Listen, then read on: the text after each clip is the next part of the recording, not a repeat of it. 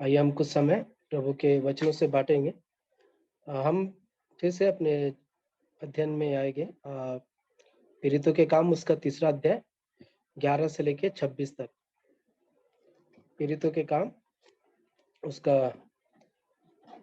तीसरा अध्याय 11 से लेके 26 तक पढ़ेंगे।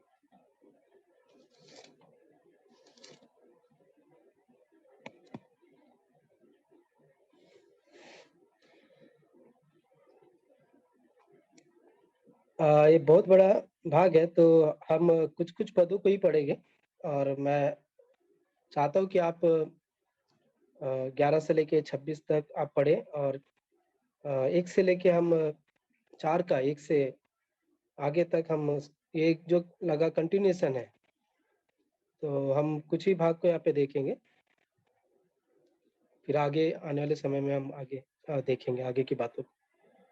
तो आप बता सकते हैं इसके पहले, इस अध्याय के पहले हमने क्या देखा था? तीसरे के 1 से लेके 10 तक क्या हमने सीखा था, किस बारे में? लंगड़े भिखारे का चंगाई पाना। हाँ, बस इतना सरल तो है। और हमने ये देखा था कि वो चंगाई किस प्रकार से पाया था, है ना? यीशु मसीह के नाम से उसने चंगाई को प्राप्त किया था। ठीक है, तो हम देखे थे कि ये जो व्यक्ति था वो पैदा ही लंगड़ा हुआ था और उसका कार्य क्या था? लोग उसे उठाकर लेके मंदिर में लेके जाते थे और वह मंदिर में बैठा करता था और आने वाले जाने वालों से भीख मांगता था, है ना? और हम देखते हैं कि जब ऐसा हुआ उसके बाद जब वो चंगाई प्राप्त किया यीशु मसीह के नाम में, वो उछल कर, है ना, वो उछल कर खड़ा हो गया और चलने फिरने लगा। और फिर देखते हैं कि परमेश्वर की स्तुति करता हुआ उनके साथ मंदिर में फिर वो गया। ठीक है, अब ऐसा किया हुआ तो हम देखते कि आगे ये देखते कि उन्होंने, जो लोग थे, उन्होंने उसको पहचान लिया। अर्थात वो व्यक्ति बचपन से ही काफी लंबे समय तक वो मंदिर में था, वो उनसे लोगों से भीख मांगा करता था। तो एक पहचान थी उस व्यक्ति की, लोग उसे जानते थे, उसको पहचानते थे ना, उससे बात करते होंगे, मिलते होंगे। आप अभी कई सारे, जैसे कि हमने पिछली बार देखा था, हम जानते हैं ना कई सारे लोग। अब वो एकदम से अचानक से वो चलने फिरने लगा है, वो चल रहा है, वो मंदिर में जा रहा है आराधना करते हुए, स्तुति करते हुए। तो ये स्वाभाविक है कि लोग आश्चर्य करेंगे। तो वो उसको पहचान लिए कि ये तो वही व्यक्ति है जो यहाँ बैठा करता था, भीख मांगा करता था, है ना? और अभी वो चल रहा है। ऐसा क्या हुआ? इस चमत्कार को देख के वे बहुत ही ज्यादा अचंभित, या लिखा है वे बहुत ही अचंभित और चकित हुए थे। और जब वह पतरस और यूहन्ना को पकड़े हुए था, तो सब लोग बहुत ही आश्चर्य करते हुए उस औसारे में जो सुलेमान का कहलाता है, उनके पास दौड़ आए। तो अब सारे के सारे लोग वो इस बात को देख के, कैसा हुआ, क्या हुआ, इस वो इच्छुकता है ना, वो इच्छा है उनके मन में। वे उस उसारे में जाते, जो एक मंदिर का हिस्सा था, वहां पे आके वे इकट्ठा हो जाते हैं और एकदम आश्चर्य के साथ वो उनको देख रहे हैं।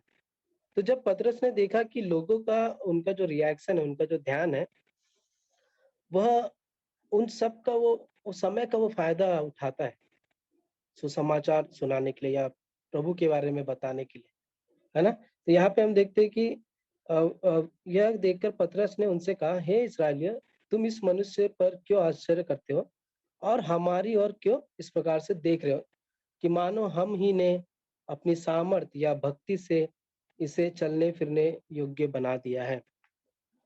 अब ये तो एक, मतलब एक मनुष्य का एक रिएक्शन है, एक प्रतिक्रिया है कि एक तो हमारा ध्यान उस व्यक्ति की तरफ रहेगा जो चंगा हुआ है, क्योंकि हम उसको जानते हैं कि ये बचपन से लंगड़ा था, ये कैसा हो सकता है, ये असंभव है।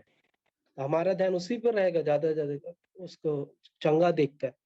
और दूसरा ध्यान उस व्यक्ति की तरफ रहेगा जिसने उसे चंगा किया, है ना, इस व्यक्ति के द्वारा हुआ है अगर।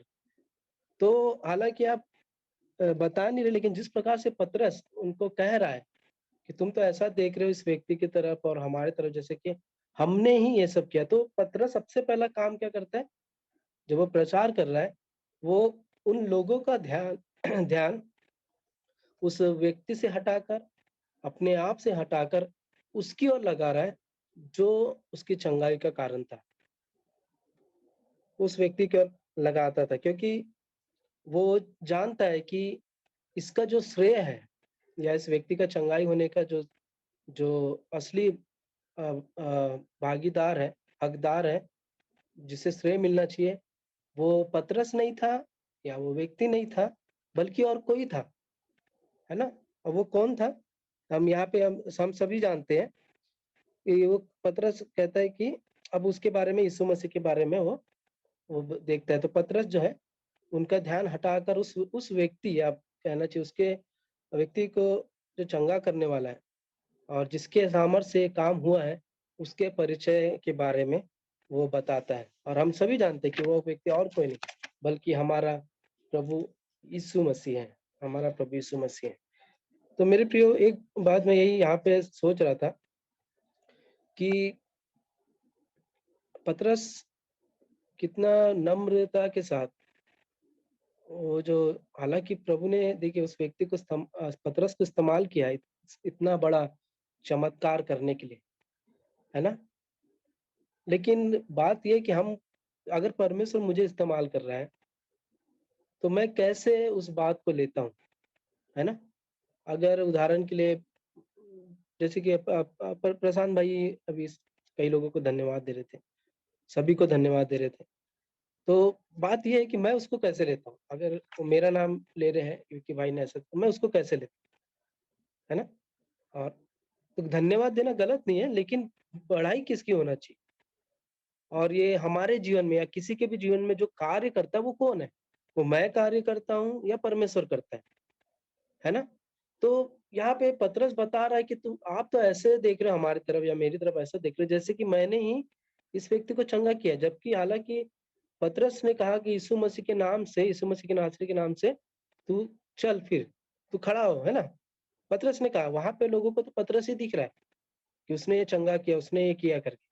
लेकिन पतरस बड़े ही के साथ कहता है कि आप ऐसा मत देखो मुझे कि मैंने कुछ किया है। और हम आगे देखते हैं, वो बताता है कि उस व्यक्ति ने किया जिस व्यक्ति को तुमने क्रूस पे चढ़ाया। तो यीशु मसीह के बारे में, वो यीशु मसीह को श्रेय देता है, वो हर एक कार्य को, पूरी महिमा को यीशु मसीह को दे रहा है। तो मेरे प्रिय आप देखिए, मैं चाहे कितना अच्छा काम करूं, है ना? अगर मैं, मेरे वचनों से आपको आशीष मिल रही है, या मेरी सहायता से आपको आशीष मिल रही है, या और कुछ बातों से आपको प्रेरणा मिल रही है मेरे से, तो उसका असली हकदार मैं नहीं, परमेश्वर है ना? क्योंकि हम परमेश्वर हमें इस्तेमाल करता है, हम एक चैनल है, एक जरिया है। परमेश्वर ही है जो हमारे द्वारा जो है, वो दूसरों के दिलों में, दूसरों के जीवन में कार्य करता है। परमेश्वर ही इस बात का हकदार होना चाहिए। सारा श्रेय, सारा भला काम का श्रेय जो है, हम प्रभु को देना चाहिए। क्योंकि मैं एक मनुष्य हूँ, है ना? मैं आज एक अच्छा काम कर रहा हूँ, कल एक गलत काम कर दूंगा, मैं असफल हो जाऊंगा। आप कभी-कभी मेरे से निराश हो जाएगी, क्योंकि मैं मनुष्य हूँ, है ना? तो मेरे सारे भलाई के काम जो है, जो करने की सामर्थ्य है, वो प्रभु की ओर से। अगर प्रभु नहीं चाह रहा है कि मुझे इस्तेमाल करे, वो किसी और को इस्तेमाल करता है ना? पतरस यहाँ पे कर रहा है कि इसके चंगाई का जो हकदार है, जो जो जो असली कारण है, जो मेन रीज़न है, जो हमारे जीवन का जो करता है, वो मैं नहीं हूँ, बल्कि प्रभु यीशु मसीह है। प्रभु यीशु मसीह चंगाई देने वाला परमेश्वर है। प्रभु यीशु मसीह जीवन देने वाला परमेश्वर है। फिर आगे हम देखते हैं कि वो जब यीशु मसीह का इंट्रोडक्शन कराता है कि किसने इसको चंगा किया है, तो पतरस एकदम सीधे तरीके से नहीं बोल रहा है। वो बता रहा है कि जिस यीशु मसीह ने चंगा किया है, उसके साथ तुमने क्या किया। तो जब हम आगे देखते हैं, तो बताता है कि आप पढ़िएगा ना इसको, अब 13 से, और अब्राहम और इसहाक और याकूब के परमेश्वर, हमारे बाप दादों के परमेश्वर ने अपने सेवक यीशु मसीह की, जिसे तुमने पकड़ा दिया, और जब पिलातुस ने उसे छोड़ देने का विचार किया, तब तुमने उसके सामने इसका इनकार किया। तुमने इस उस पवित्र और धर्मी का इनकार किया और विनती की कि एक हत्यारे को हमारे लिए छोड़ दिया जाए। तो तुमने जीवन के कर्ता को मार डाला, जिसे परमेश्वर ने मरे हुए में से जिलाया, और इस बात के हम गवाह हैं। और उसी के नाम से, उस विश्वास के द्वारा जो उसके नाम पर है, इस मनुष्य को जिसे तुम देखते हो और जानते भी हो, सामर्थ्य दिए। उसी विश्वास ने जो उसके द्वारा है, इसको तुम सबके सामने बिल्कुल भला चंगा कर दिया। तो अब बता रहे हैं, जिस जिस व्यक्ति ने जिस पर में जिस जिसने इस व्यक्ति को चंगा किया है, उसको तुमने क्या किया? अब ये पतरस जो है एक चार्ज कर रहा है उनके लिए, इसराइलियों को, यहूदियों को। वो बोल रहा है कि तुमने यीशु मसीह को अन्य जातियों के हाथ में ट्रायल कराया, उसका पेशी कराया, तुमने छोड़ दिया उसकी परीक्षा के लिए। फिर बोलता है कि जब पिलातुस यीशु मसीह को छोड़ देना चाहता था, उससे वो चाहता था कि वो निर्दोष है, उसे छोड़ दिया जाए, तो तुमने उसके सामने यीशु मसीह का इनकार किया, तुमने मना किया है। फिर बोलता है कि उन्होंने पवित्र और धर्मी का इनकार किया है, यहाँ लिखा है ना, तुमने जो है पवित्र और धर्मी का इनकार किया है, और उसके बदले में क्या किया है? और एक हत्यारे को, है ना, बरनबास, आप जानते हैं इस स्टोरी को। एक हत्यारे की मांग की उन्होंने, यीशु मसीह के बजाय उन्होंने यीशु मसीह का इनकार करके एक हत्यारे को, एक खूनी को, वो जानते थे कि बरनबास कितना खतरनाक व्यक्ति है, लेकिन फिर भी उन्होंने ये चुना कि हम एक हत्यारे को चुने, एक हत्यारे को हम छुड़ाए, बल्कि यीशु मसीह को क्रूस पर मरने दें। और फिर कहता है, उन्होंने जीवन के कर्ता को मार दिया, उन्होंने जीवन के कर्ता को मार दिया। तो ये सब लोगों ने यीशु मसीह के साथ किया था, ये सब। अब बोल रहे हैं पतरस कि इसी व्यक्ति ने इसे चंगाई दिया है। तो हम देखते हैं कि ये सब जो है, ये सब बातें पतरस बता रहा है कि तुमने यीशु मसीह के साथ, जो जीवन का कर्ता है, उसके साथ तुमने ऐसा-ऐसा किया है। लेकिन इसके विपरीत परमेश्वर ने यीशु मसीह के साथ क्या किया है? जब हम 15 का दूसरा भाग देखते हैं, तुमने लोगों ने तो उसे मार डाला, लेकिन हम देखते हैं जिसे परमेश्वर ने मरे हुए में से जिलाया, परमेश्वर ने उसे मुर्दों में से जिला दिया। फिर दूसरी बात देखते हैं, उसने अपने सेवक यीशु मसीह को महिमा दी। 13 के हम आगे देखते हैं कि परमेश्वर ने अपने सेवक यीशु की महिमा की।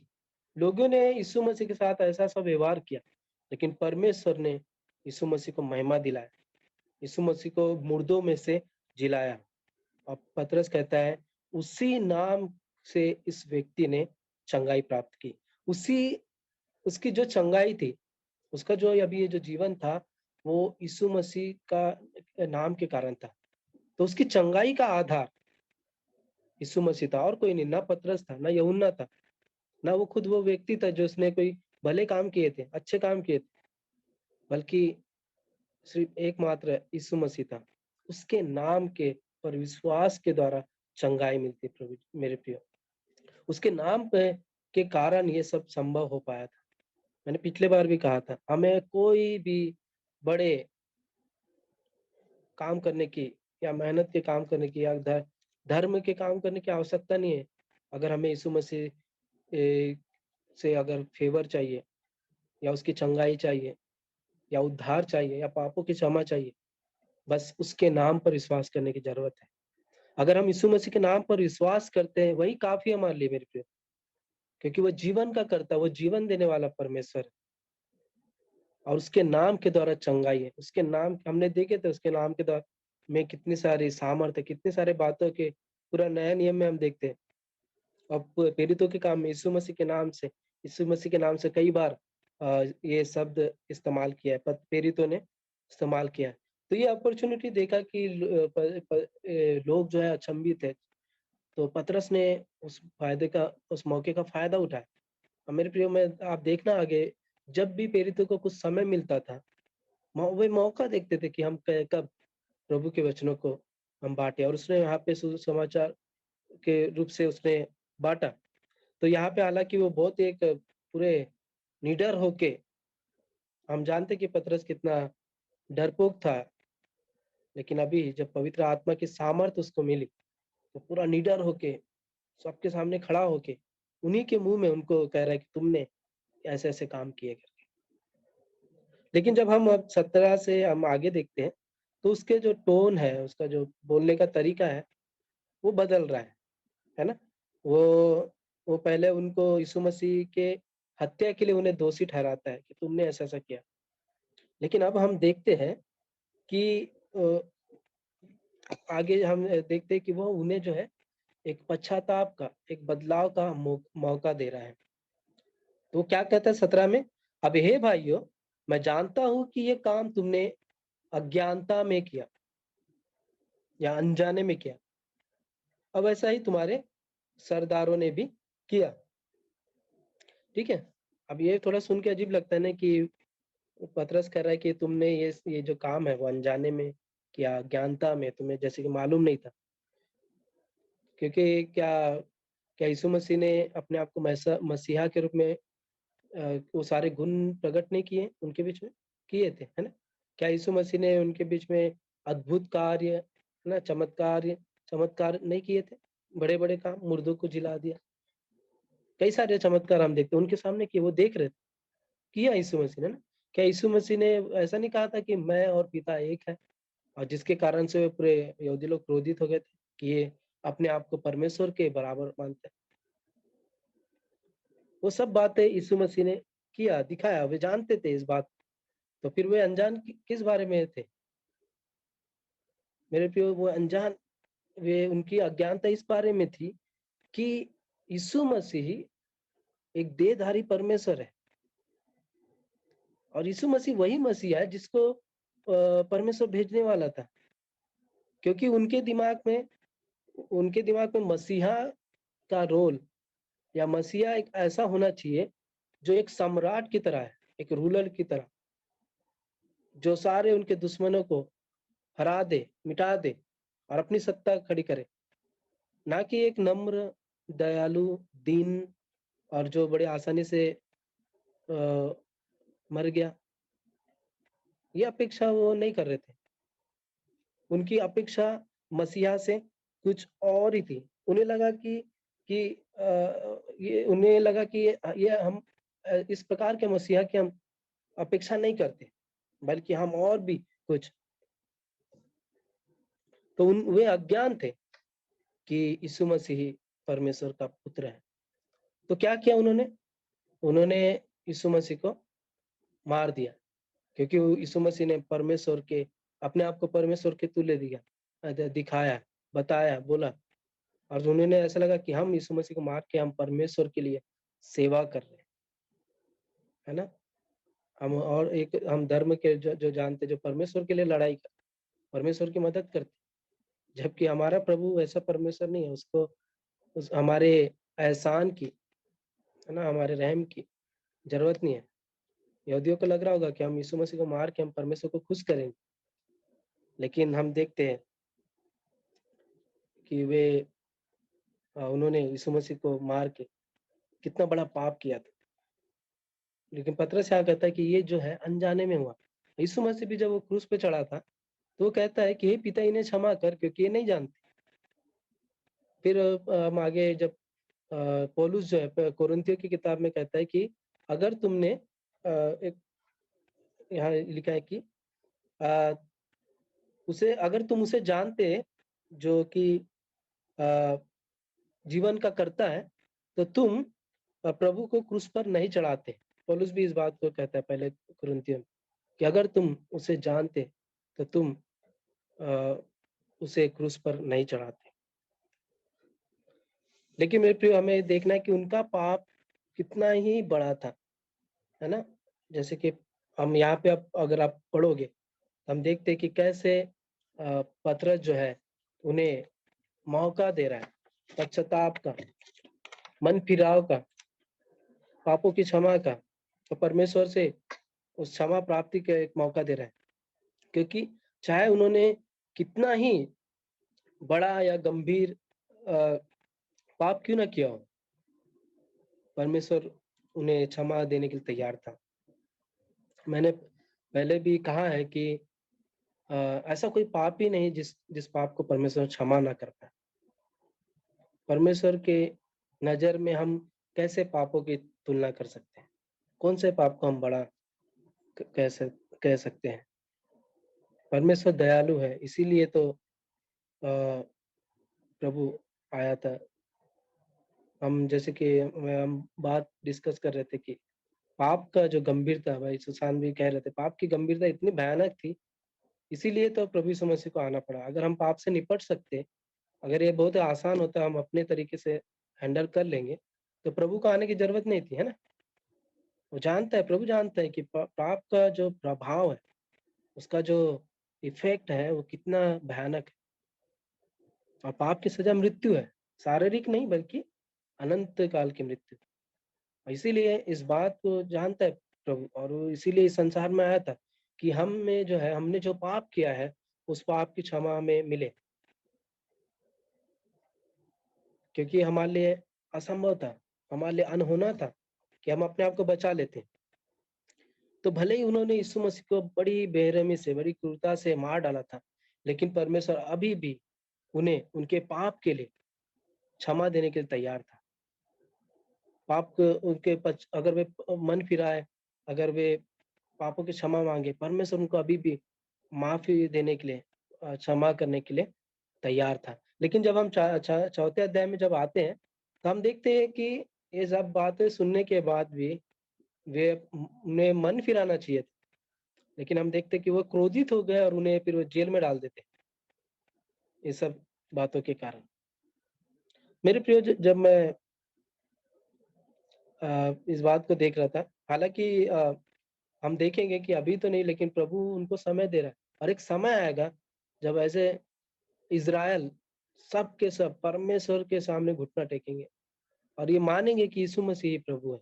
भले वे अभी नहीं करे, लेकिन एक समय आएगा जहाँ पे हर एक जाति और हर एक लोग, चाहे वो यहूदी हो कोई, सब के सब उसके सामने घुटना टेकेंगे, मानेंगे कि हाँ, वही मसीहा है, वही प्रभु, वही मसीह है करके।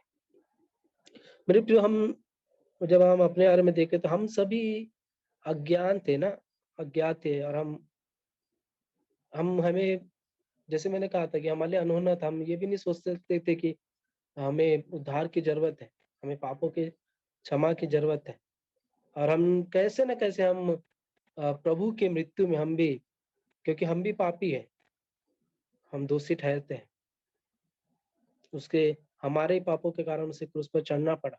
हम भी उसी प्रकार से दोषी थे जैसे यहूदी लोग हैं। प्रभु हमारे लिए भी क्रूस पर चढ़ा, वो हमारे लिए भी क्रूस पर मरा। तो मेरे प्रिय, हम अनजान थे और इस बात को प्रभु जानता था, इसीलिए वो उसने अपने पुत्र यीशु मसीह को इस संसार में भेजा, ताकि हमें जो है पाप की क्षमा मिल सके। वो पाप के बलिदान को दे सके, और हमें जब ये प्रभु ने ये मौका दिया कि हम उस पर विश्वास करें, तो ये प्रभु के अनुग्रह के कारण ही हमने उसे स्वीकारा। कई आप देखिए, कई लोगों के पास वो समाचार सुनाया जाता है, उनमें से कितने हैं जो प्रभु को स्वीकार करते हैं? यहाँ पे हम देखते हैं कि एक भी लोग उन्होंने विश्वास नहीं किया। पहले मैसेज में जब पतरस ने दिया था दूसरे अध्याय में, 3000 से ज़्यादा लोगों ने विश्वास किया। यहाँ पे हम देखते हैं कि वे क्रोधित हो गए थे, वे उन्हें जेल में डाल दिए। लेकिन प्रभु का धन्यवाद हो, जब प्रभु का वचन हम तक पहुँचा, उसके अनुग्रह से हमने इसे स्वीकार किया, हमने उसे ग्रहण किया और हमने उसकी उसके क्षमा दान को अपने जीवन में प्राप्त किया। तो प्रियो, हम सभी जो है, हम सभी मनुष्य पापी है, क्योंकि यहाँ अ, हम देखते हैं कि हम इस संसार में रह रहे हैं और हम सभी ने पाप किया है। अब मैं यकीन से कह सकता हूँ, और हम यहाँ पे ऐसा कोई भी नहीं है जो ये नहीं कह सकता कि मैंने कभी कोई पाप नहीं किया, है ना?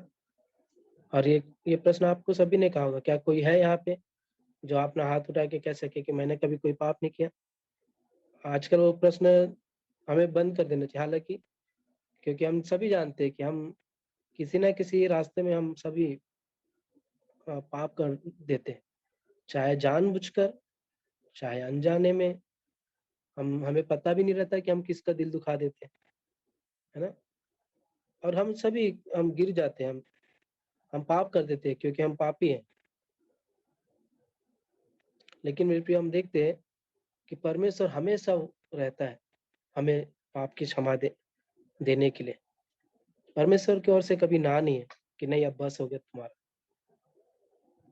क्योंकि वो सिद्ध था, है ना? अगर हम मनुष्य सिद्ध होते हैं, अगर हम कभी पाप नहीं करते तो प्रभु यीशु मसीह के को आने की जरूरत नहीं थी। इसलिए ही प्रभु यीशु मसीह संसार में आया था, उस अनुग्रह को, और परमेश्वर ने उस अनुग्रह को हर एक व्यक्ति के लिए रखा है।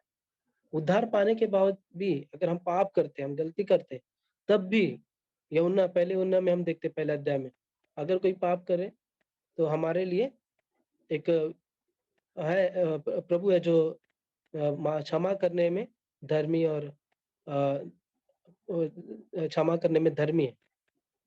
तो हमारा प्रभु जो हमेशा हमें क्षमा करता है, हमें माफ करता है हमारी गलतियों के लिए, क्योंकि वह जानता है कि हम मनुष्य मात्र हैं, जो गलतियां करते हैं।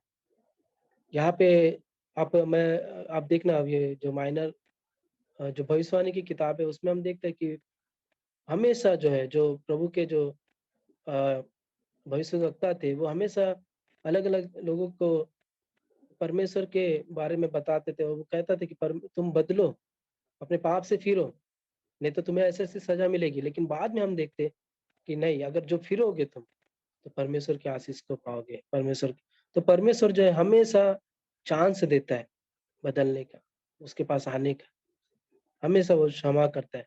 मेरे प्रिय, हम चाहे कोई भी गलती अपराध हम क्यों ना करें, परमेश्वर हमेशा हमारे पास चांस रहता है उसकी क्षमा प्राप्त करने के लिए। कभी परमेश्वर हमें भगाता नहीं, मना नहीं करता, बल्कि वो हमें क्षमा करता है।